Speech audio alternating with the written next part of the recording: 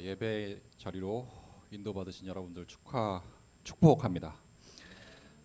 어, 제가 독감이 걸린 지는 꽤 됐는데 아직 회복이 잘 안 되고 있어요. 정말 마음은 청년 같은데 몸이 이제 몸이 확인을 해주는 것 같아요. 이게 회복이 잘 안 되고 오늘도 아침에 일어났는데 머리가 띵하고 미열이 있고 뭐 하여튼간 그래요. 좀 기도를 많이 해주시기 바랍니다.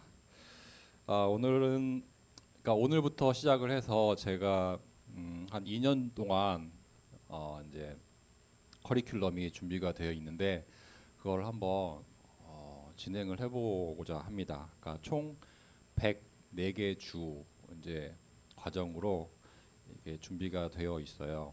처음에는 많이 어색할 거예요. 저도 이제 이거를 처음 해보는 거고 여러분들도 이걸 처음 듣는 뭐 그런 설교 스타일이고 그래서 많이 어색할 것 같은데 그래도 이게 몇 주 가다 보면은 익숙해지더라고요. 제가 이제 영어 예배 시간에 초등부, 중등부 데리고 했었는데 처음에는 많이 서로 어색하고 그랬는데 하다 보니까 또 익숙해지더라고요. 자, 그래서 오늘은 말씀으로 역사하신 하나님이라는 제목으로 이렇게 앞으로 다루게 될 창세기부터 계시록까지 총 66권을 우리가 이제 개괄적으로 자세히는 못 다루지만 그 각 성경이 우리에게 왜 주어졌는지, 왜 그 위치에 이렇게 주어졌는지 그걸 한번 살펴보고자 해요. 그래서 이제 그 성경을 쭉 66권을 다 살펴보는 그런 시작 단계에 있고 그 시작 단계에 이제 어떻게 우리가 성경을 바라봐야 되는지 하나님 말씀이 어떤 의미가 있는지 그런 거를 한번 이제 개념 정리를 할 거예요. 그래서 조금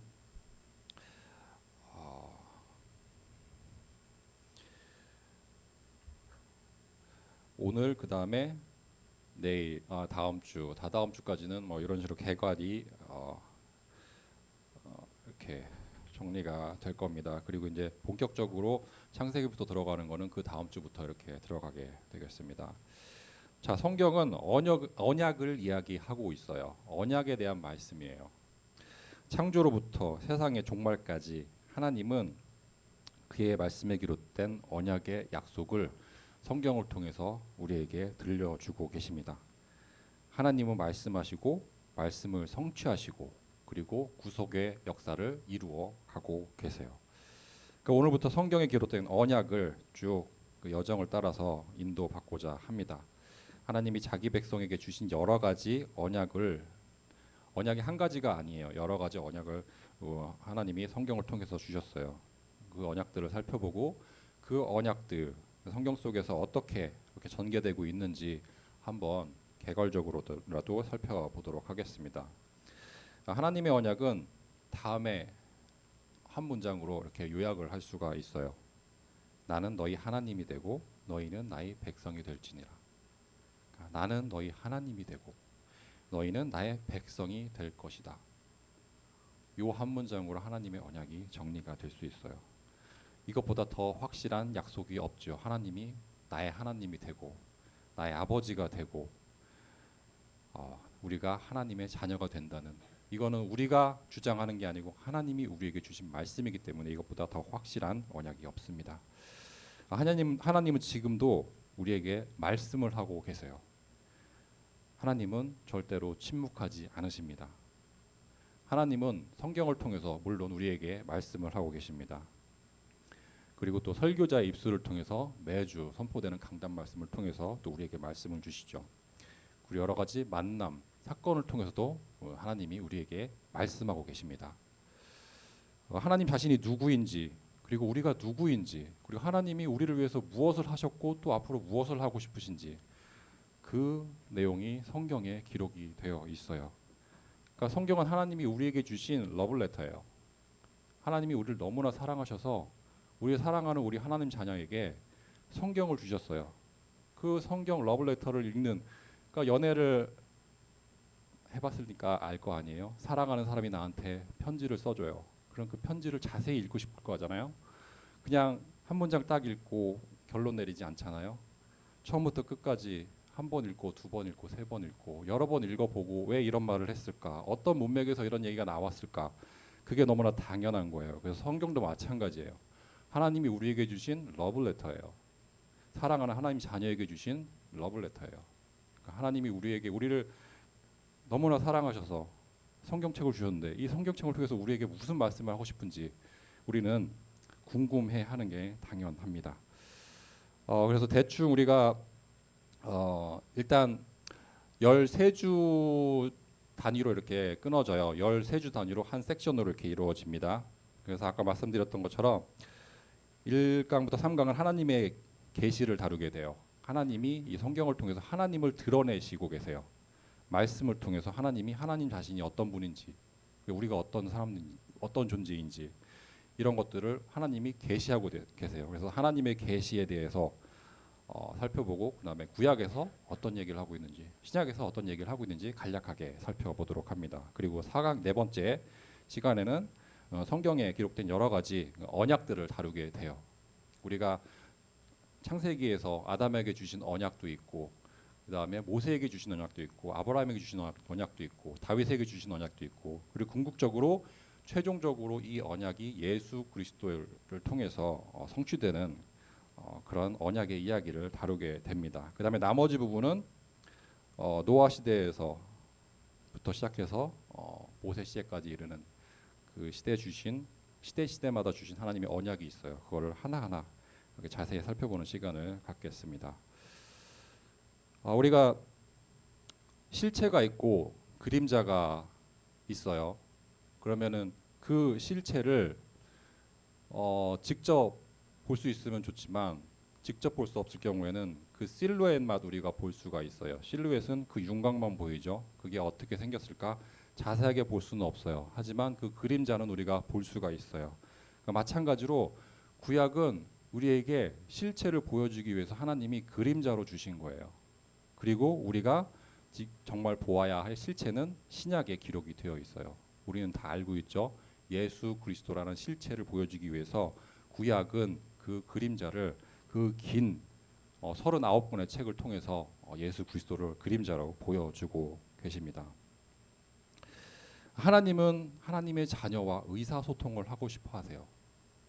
우리도 뭐 자녀를 안 키워와서 그런 얘기를 이해를 못하지는 않을 거잖아요. 자, 자식이 있으면 부모님과 자식 사이에 말도 오가고 서로 대화도 오가고 감정도 오가고 의사소통이 이루어질 수밖에 없어요. 마찬가지 하나님도 하나님 자녀 우리하고 계속 말을 하고 싶어 하세요. 하나님은 우리랑 계속 대화를 하고 싶어 하세요. 그러니까 우리가 그 하나님의 대화 방식을 알아듣지 못하는 것뿐이지 하나님은 항상 우리에게 말씀을 하고 계시고 아까 말씀드렸던 것처럼 매주 우리에게 주시는 강단 말씀 그리고 사람과 사건을 통해서 우리에게 주시는 하나님의 메시지가 있어요. 하나님이 항상 우리에게 말씀을 하고 계시는데 우리는 그 말씀을 잘 못 알아들어요. 그러니까 아버지 되시는 하나님이 우리에게 말씀을 하고 싶어 하세요. 그러니까 어떻게 말씀을 하셨는지 그 말씀 성경에 기록된 말씀을 오늘부터 살펴보는 시간을 갖게 됩니다. 그렇다면 하나님은 자기 백성들을 어떻게 의사소통을 하셨을까요? 자기 백성들과 하나님은 여러 가지 방법으로 자신을 드러내셨어요. 구약 시대부터 지금까지 하나님은 여러 가지 방법으로 자기 자신을 드러내셨어요. 크게 두 가지로 이렇게 얘기를 할 수 있어요. 일반 계시, 특별 계시라고 이렇게 얘기를 합니다. 일반 계시는 창조 세계를 통해서 하나님이 자신을 드러내시는 거예요. 자연을 보고 아름답다. 새가 지저귀는구나. 시냇물이 이렇게 흘러가는구나. 시냇물이 하나님을 찬양하는구나. 그러니까 창조 세계를 통해서 하나님 자신을 드러내 보여주세요. 이런 걸 일반 계시라고 해요. 모든 사람이 다 알 수 있게끔 하나님이 보여주신 거죠. 그래서 로마서 1장 20절에 이렇게 말씀을 하고 있어요. 창세로부터 그의 보이지 아니하는 것들. 그러니까 우리는 하나님 것들을 볼 수가 없어요. 하나님의 속성을 우리는 손으로 만질 수도 없고 볼 수가 없어요. 하나님의 속성, 그러니까 곧 그의 영원하신 능력과 신성이 그가 만드신 만물에 분명히 보여 알려졌나니. 그러니까 우리가 주변에서 볼 수 있는 그런 만물을 통해서 하나님 자신을 분명히 드러내고 계세요. 그러므로 그들이 핑계하지 못할지니 하나님이 계시다는 걸 우리는 핑계할 수가 없어요. 하나님이 안 계시다고 우리는 주장할 수가 없어요. 하나님이 자기 자신을 이 피조 세계, 이 창조 세계를 통해서 다 드러내 보여주셨기 때문에 우리는 핑계할 수가 없어요. 그리고 특별 계시가 있죠. 특별히 성경 말씀을 통해서 우리에게 주신 그런 계시예요. 히브리서 1장 1절에서 2절에 이렇게 말씀을 하고 계십니다. 옛적의 선지자들을 통하여 여러 부분과 여러 모양으로 우리 조상들에게 말씀하신 하나님이 이 모든 날 마지막에는 아들을 통하여 우리에게 말씀하셨으니 이 아들은 만유의 상속자로 세우시고 또 그로 말미암아 모든 세계를 지으셨느니라.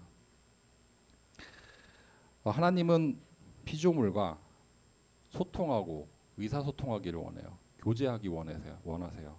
그래서 하나님은 다양한 방법으로 말씀을 하고 계세요. 예를 들어서 창세기 보면 아담과 하와와 하나님은 직접 대화를 하셨습니다. 그리고 아브라함에게는 천사를 통해서 천사의 모습을 통해서 나타나서 또 말씀을 주기도 하셨어요. 그리고 야곱에게는 꿈으로 나타나기도 했죠. 그리고 직접 하나님이 나타나서 야복강에서 씨름을 하고 야곱이 하나님을 이겼다 해서 이스라엘이라는 이름을 얻게 되죠. 그렇게 하나님이 직접 말씀을 주기도 하시고 꿈을 통해서 말씀을 주기도 하십니다. 그리고 모세는 시내산에서 하나님께 직접 말씀을 받습니다. 돌판을 하나님이 가져오라고 명령하셨고 그 돌판에 하나님이 직접 말씀을 새겨 주셨어요. 그 새겨준 말씀, 그 율법 가지고 이스라엘 백성들이 하나님의 자녀로 살 수 있었습니다.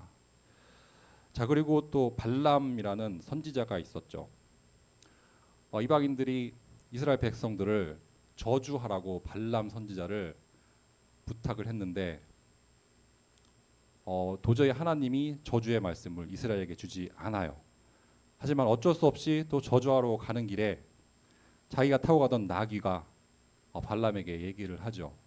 그래서 발람을 통해서도 하나님이, 그러니까 나귀를 통해서도 동물을 통해서도 하나님이 말씀을 하시는 그런 장면을 우리는 볼 수가 있습니다. 이렇게 하나님은 여러 가지 방법으로 하나님 백성에게 의사소통을 하고 싶어 하세요.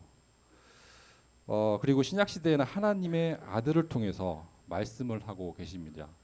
구약 시대에 이렇게 여러 가지 방법으로 하나님이 우리에게 말씀을 주셨는데 신약 시대가 와서는 하나님이 한 가지 방법으로, 유일한 방법으로 자기 아들 예수 그리스도를 통해서만 말씀을 하고 있어요.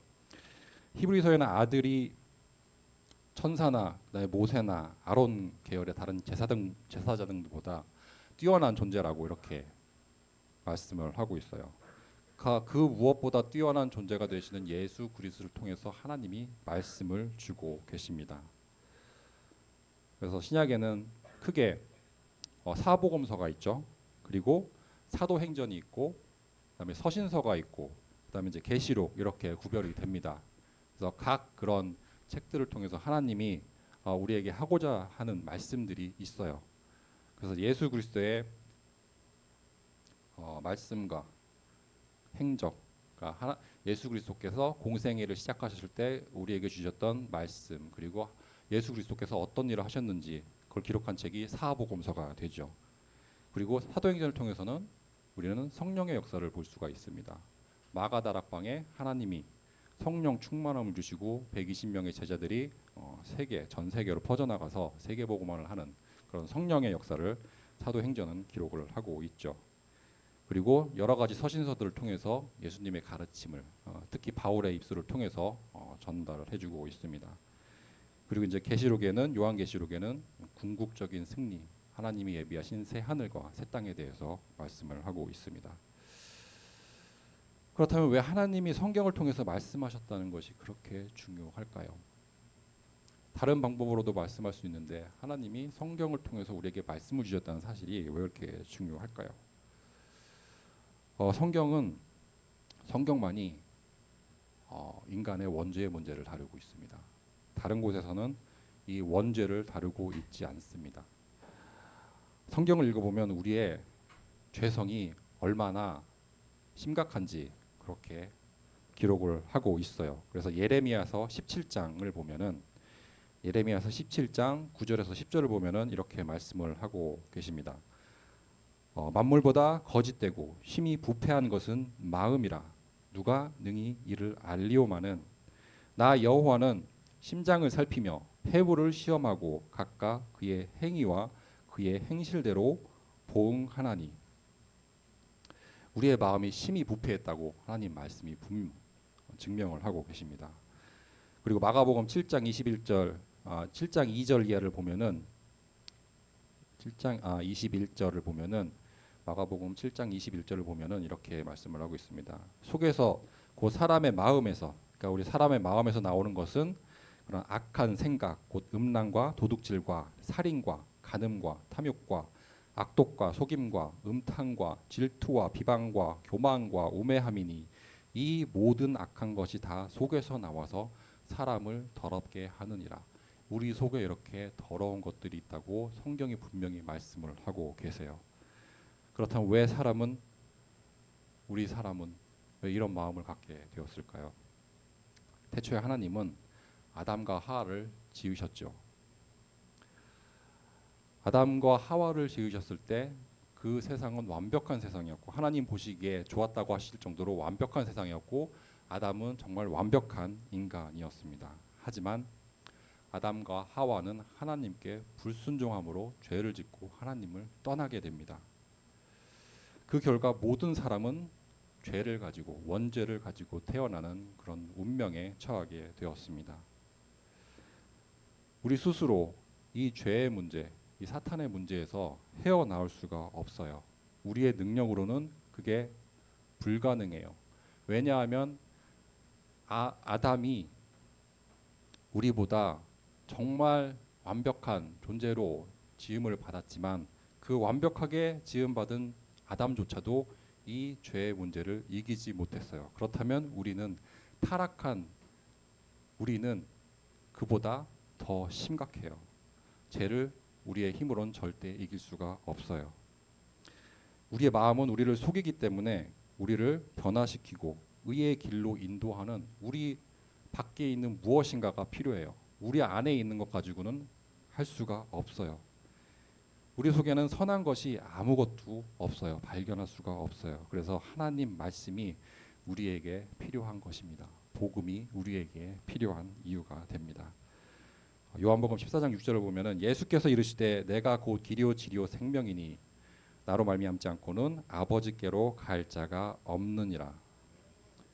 예수님은 길이 되시고 진리가 되시고 생명이 되십니다. 하나님으로 인도하는 유일한 길 되시는 분이 예수님이에요. 그리고 우리의 힘으로는 하나님 앞으로 절대로 나아갈 수가 없어요. 우리는 예수님을 통해서만 하나님 앞으로 나아갈 수 있고 하나님 앞에 섰을 때 하나님이 우리를 의롭다고 봐주시는 거예요. 예수님이 우리 앞에 없다면 우리는 하나님 보시기에 그냥 죄인일 뿐이에요. 이 예수 그리스도를 성경 66권이 증거를 하고 있습니다.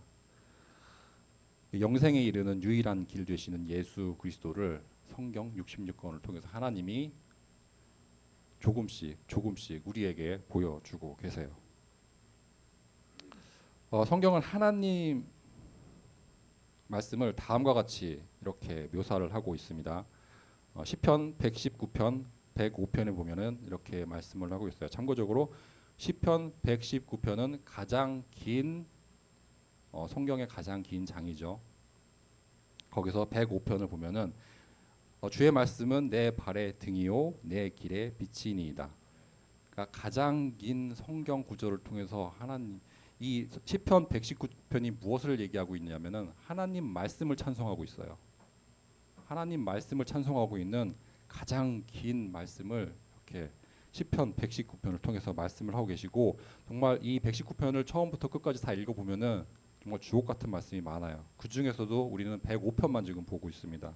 그러니까 주의 말씀은 내 발의 등이요 내 길의 빛이니이다. 그러니까 어두운 길을 갈 때 우리 발 밑을 비춰줄 등불이 필요하겠죠. 그것만 가지고는 우린 멀리 갈 수가 없어요.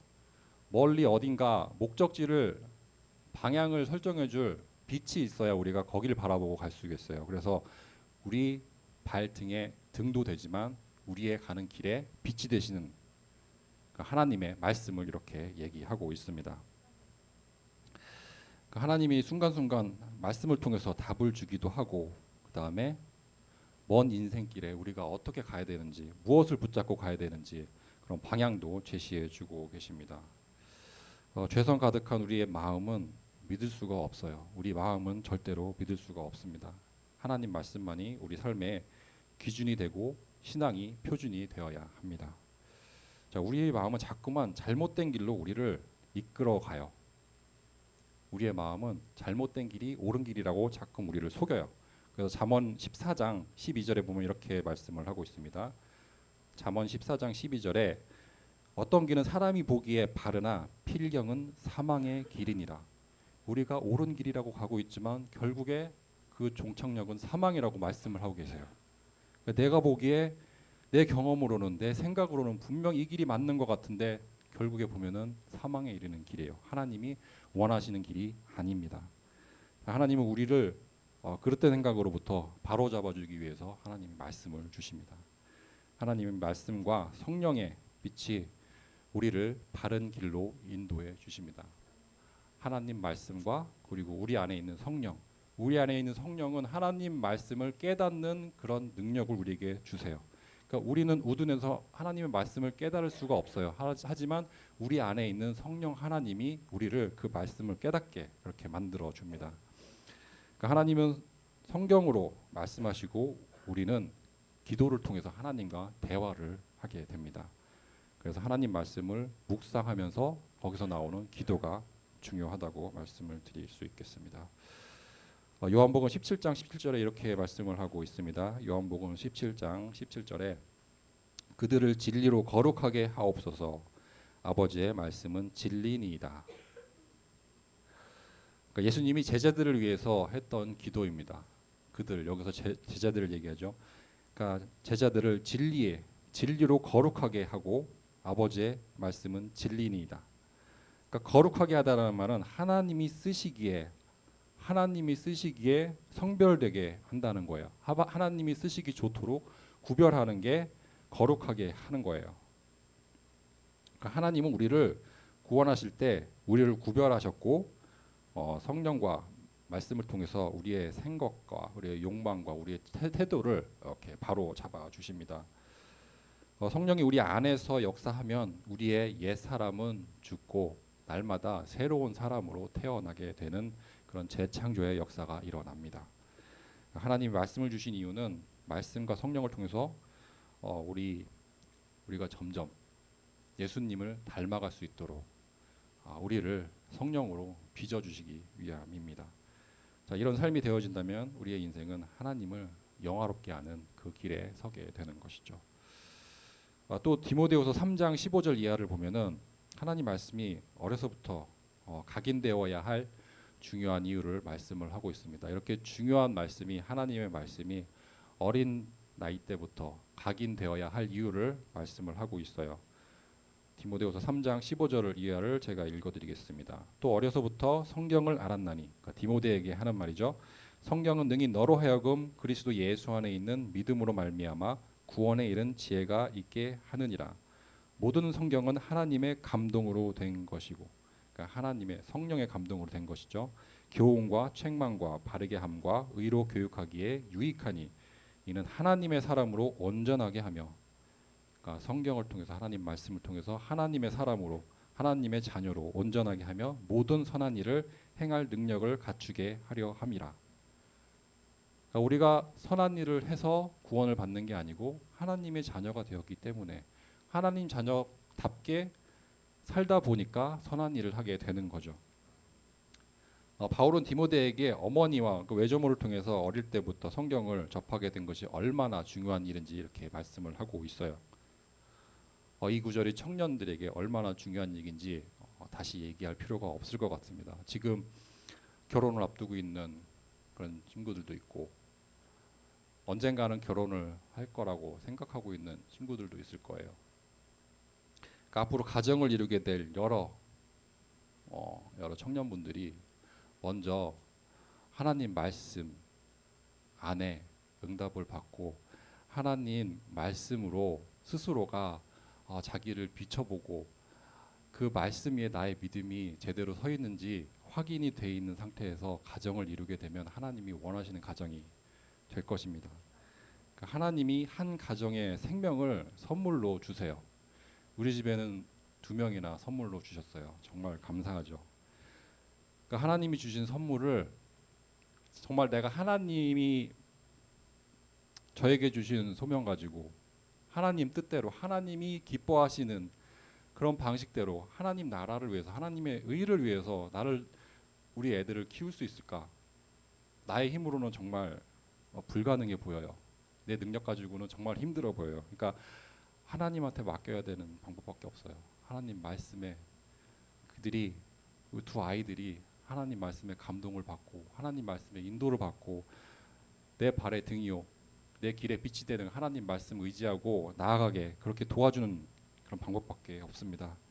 그러니까 하나님 맡겨주신 생명을 하나님의 자녀로 그렇게 양육하는 것이 부모의 책임입니다. 그래서 신명기 6장 4절에 보면 이렇게 말씀을 하시죠. 신명기 6장 4절 이하에 이스라엘아 들으라 우리 하나님 여호와는 오직 유일한 여호와이시니 너는 마음을 다하고 뜻을 다하고 힘을 다하여 내 하나님 여호와를 사랑하라. 하나님을 사랑하는 게 전제가 되어 있어요. 오늘 내가 너에게 명하는 이 말씀을 너는 마음에 새기고 너의 자녀에게 부지런히 가르치며 집에 앉았을 때든지 길을 갈 때에든지 누워 있을 때에든지 일어날 때에든지 이 말씀을 강론할 것이며 항상 하나님 말씀을 아이에게 가르치라고 이렇게 말씀을 하고 있어요. 후대에게 말씀을 전하는 사역이 얼마나 중요한지를 이렇게 하나님이 말씀으로 확인을 시켜주고 계십니다. 어린 나이 때부터 그들 영혼 속에 하나님의 말씀이 각인되지 않으면 우리의 아이들은 우리의 후대들은 다른 세대가 되어서 우리 앞에 서 있게 됩니다. 사사시대 하나님 말씀을 놓치고 그들 사이에 다음 세대가 태어났다는 말씀이 기록되어 있어요. 사사시대 정말 혼란의 시기죠. 사사들 이스라엘의 지도자예요. 이스라엘의 지도자라는 사람들이 정말 온갖 악행, 불신자도 저지르지 못할 그런 악행을 저지르는 그런 일들을 사사기를 통해서 보게 됩니다. 세상이 그 지경이 됐다는 얘기는 이미 그 후대들은 다른 세대가 되어 있다는 그런 말입니다. 우리도 그러한 과오를 반복해서는 안 되겠습니다. 그래서 우리는 더욱더 하나님의 말씀에 집중을 하고 하나님 말씀을 붙잡아야겠습니다. 디모데는 하나님의 말씀을 깊이 깨닫고 하나님 아는 지식을 통해서 구원에 이르는 지혜를 갖게 되었다고 이렇게 얘기를 하고 있어요. 이 구원은 오직 그리스도를 믿는 믿음에서 나옵니다.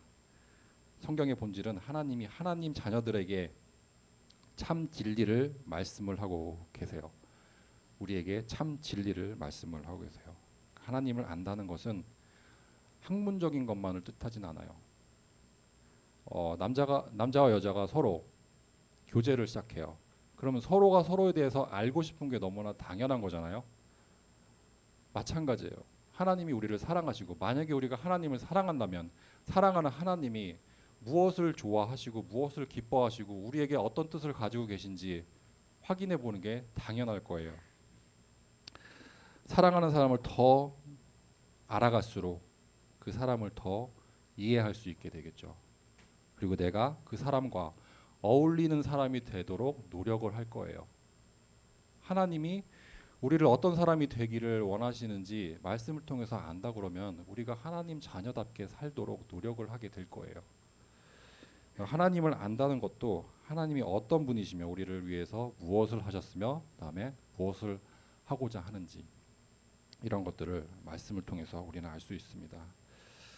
하나님이 우리를 통해서 이루고자 하시는 일이 무엇인지 하나님이 극도로 싫어하는 것이 무엇인지 우리는 알아야겠죠. 하나님이 극도로 싫어하는 것이 계속 구약시대 신약시대부터 하나님이 성경을 통해서 말씀하시고 있는 게 있어요. 하나님이 절대로 싫어하는 것 우상숭배. 하지만 이스라엘 백성들은 그 우상숭배를 끊임없이 반복적으로 끝까지 해왔습니다. 우리도 마찬가지예요. 우리가 우상을 앞에다 놓고 절하지 않는다고 우리가 우상숭배를 하지 않는 게 아니에요.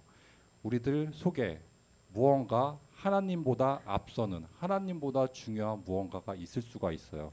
그게 우상이 되는 거죠. 그걸 하나님은 계속해서 우리에게 경고를 하고 계세요. 하나님보다 더 우선되는 거 그 앞에 두지 말라고. 하나님과 내가 교제를, 하나님이 나를 쳐다보고 있는데 그 사이에 무언가가 가로막고 있으면 우리는 하나님을 볼 수가 없겠죠. 그러니까 그런 우상을 하나님이 경계를 하고 계십니다. 그리고 디모데후서 3장 16절을 보면은 하나님의 말씀은 가르치고 책망하고 잘못된 생각과 행동을 바로잡고 의로운 삶을 위해서 훈련을 시켜준다고 되어 있어요. 그러니까 말씀을 통해서 우리의 그릇된 말과 행동이 고침을 받게 됩니다. 그러니까 우리의 생각도 교정이 되고, 그래서 우리가 의로운 그런 삶을 살 수 있는 그런 훈련을 시켜줍니다. 그러니까 말씀을 묵상하면 그 말씀이 내 안에서 역사를 하고 나를 치유하는 그런 역사가 일어나게 돼요. 그래서 구원받기 위해서 우리가 선행을 하는 것이 아니고 구원받았기 때문에 우리 그 결과로 우리가 하나님 보시기에 선한 일, 좋은 일, 기뻐하시는 일을 할 수 있게 되는 것입니다. 마지막으로 시편 1편을 앞부분만 읽어드리고 마무리하도록 하겠습니다. 시편 제일 첫 번째 보면은 이렇게 기록이 되어 있어요. 복 있는 사람은 악인들의 꾀를 따르지 아니하며 죄인들의 길에 서지 아니하며 오만한 자들의 자리에 앉지 아니하고 오직 여호와의 율법을 즐거워하여 그의 율법을 주야로 묵상하는도다. 여기서 말하는 율법은 그 당시에 하나님이 주신 말씀은 율법밖에 없기 때문에 이렇게 율법이라고 기록이 되어 있어요. 그러니까 이거를 하나님 말씀이라고 읽으면 더 정확합니다. 그러니까 오직 여호와의 말씀을 즐거워하여 그의 말씀을 주야로 묵상하는도다. 그는 시냇가에 심은 나무가 철을 따라 열매를 맺으며 잎사귀가 마르지 아니함 같으니 그가 하는 모든 일이 다 형통하리로다. 아멘. 그러니까 시냇가에 심긴 나무처럼 우리의 삶이 하나님 말씀 곁에 심겨서 하나님 말씀 공급받아서, 그리고 하나님이 우리에게 예비하신 그런 형통의 삶을 모두 누릴 수 있기를 소망합니다. 기도로 마무리하겠습니다. 하나님 아버지 감사합니다. 우리를 하나님 자녀 삼아 주시고 복음을 깨닫게 해주시고 복음을 누리게 해주시고 그 복음 전하는 전도자로 불러주심을 감사합니다. 하나님 말씀은 조금 알아가는 긴 여정으로 우리가 인도받고 있습니다. 말씀을 통해서 하나님을 좀 더 알아가고 내가 누구이며 나를 통한 하나님의 계획이 무엇인가를 다시 한번 확인하는 시간으로 인도받기를 원합니다. 날마다 언약의 말씀으로 새롭게 시작하기를 원합니다. 영원한 기업, 하나님의 나라를 위해서 귀하게 쓰임받기를 원합니다. 후대를 살리는 영원한 유업, 교회를 섬기는 일에 부족함이 없도록 항상 성령 충만을 우리에게 허락하여 주옵소서. 이 모든 말씀 우리 주 예수 그리스도 이름으로 기도드립니다. 아멘.